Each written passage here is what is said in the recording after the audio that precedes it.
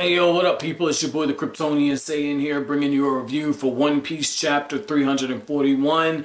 And this chapter definitely continues to set up Nico Robin's further descent into hell. And I love the fact that it picks up where the last one left off. And we have Zoro weighing out the different pros and cons. And this is one of those moments where, like what I've said earlier, and I've said on countless occasions, everyone in Luffy's crew could be a captain in their own right, and Zoro kind of takes charge at this point. He says, look, we have to look at all scenarios. Best case scenario, Robin is being manipulated by the guy in the mask. Worst case scenario is that they're really comrades. We can't lean one way or the other, because if we lean one way and the truth ends up being the opposite, we won't be fully prepared. So it's best to look at everything from all scenarios. And after everything's laid out, Luffy says very bluntly, we'll go to stop her, and we're gonna recover Nico Robin. And I feel like Luffy already had his mind set on that. It's just that he was waiting, which means that he does value the counsel of the members of his crew, which that in itself is a form of leadership. I think Luffy understands the weaknesses he has as a leader, and by having such strong-willed individuals beside him, it balances out. So that was really cool to see that. And one beautiful thing I like about this is it really reminds me of what happens in the Sakura novel. And I know some of you guys are familiar with Naruto, some of you guys aren't, but in the Sakura novel, Tsunade and Sakura are talking, and Tsunade kind of, throws it out there. She says, the reason why Hinata and Naruto work is because Hinata is going to take it by the horns, and she's not going to be strong-willed and butt heads with Naruto. And she says that's probably why you two wouldn't work. You two being her, not her, but Sakura and Naruto. And I use that to say this.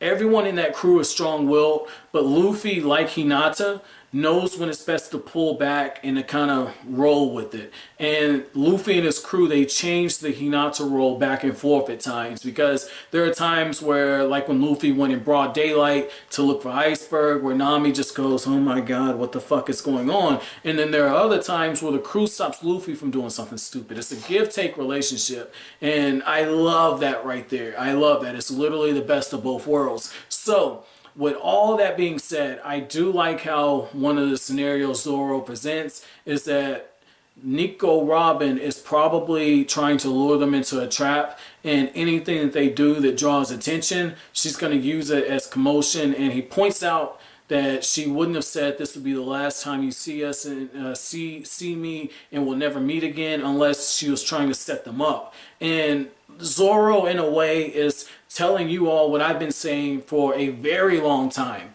that no author, no good author, wastes words. And Zoro literally looks at the words that she speaks, and out of everything that's said, he focuses in on that, because again, words change the tone. Words can change atmosphere. Words can flesh out characters. So this was really good. This is almost like Oda took that as a teaching moment to teach his viewers or his readers. So that was really cool. That was really key. I like how Khalifa is talking, and she says, hey, why do you have that poster of Nico Robin in your room? That's pretty disturbing. And how Iceberg calls Nico Robin a demon. And again, that's just very strong language. Demon. There are a bunch of words you can use to describe Nico Robin, but he chose the word demon, which lets me know Nico Robin did some fucked up shit in the past, because that's very strong language to use to describe somebody, which tells me we are going to get that flashback. I don't know when, but we're going to get that flashback with Nico Robin. Now, another thing that I thought was pretty key is Paulie and the rest of the shipwrights there guarding Iceberg's room.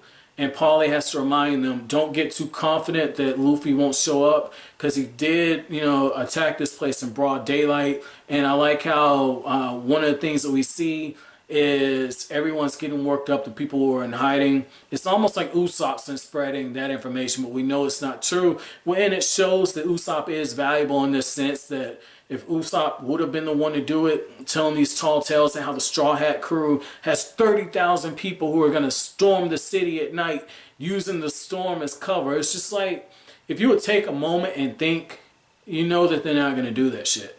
That's the first thing. But they automatically think he has that many people because he's got 100 million berry bounty. So it just shows that their reputation is growing. I feel like this scene here, what's going on with Iceburg and with so many people being involved, this is going to be a moment where more members of the Straw Hat crew get a bounty. I think Nami would be one of the ones, because Nami is for sure going to get a bounty because she was right there with Luffy when Luffy was confronted after it was revealed that the mayor of Water 7, Iceburg, was had an attempted assassination. And I believe the newspaper people were there, so I could see how Nami might have gotten a picture taken. And now, with all the information they already have about Nami, you know, Aokiji clearly has some on her. They can build a profile on her and give her a bounty. If she gets a bounty, I don't see it being any higher than 7 to 10 million berries. That's where I would put her, because she did work with All Along. All Along, I think, had a 20 million berry bounty, and so she would be under All Along. But at the same time, she's with a 100 million berry guy and potentially involved in an assassination attempt. So I think that'd be pretty fair for where Nami would be at. I did like the scene with Usopp, where Usopp, after he buys the lumber, he's stumbling and he's trying to fix up the merry-go and he's talking to the ship. And it just feels like a farewell. It feels like something's going to happen at ship, and Usopp's put so much time into it, something's going to happen. I don't know what, but when it happens, Usopp's going to get fucking crushed. He's going to get fucking crushed, and I think that's where that ship is the anchor, and when it falls apart, that's when Luffy's going to pull him back up. And we could potentially see Luffy bringing 2 members of his crew back into the fold. Personally, I would like this.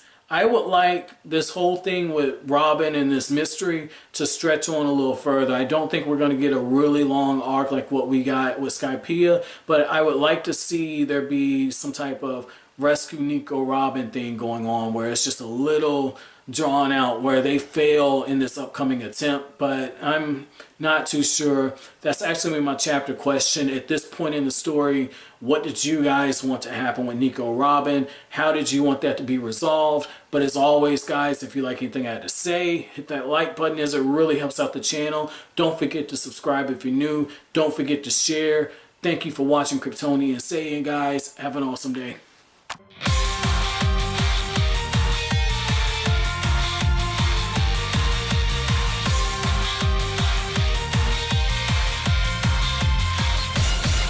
灰色の瞳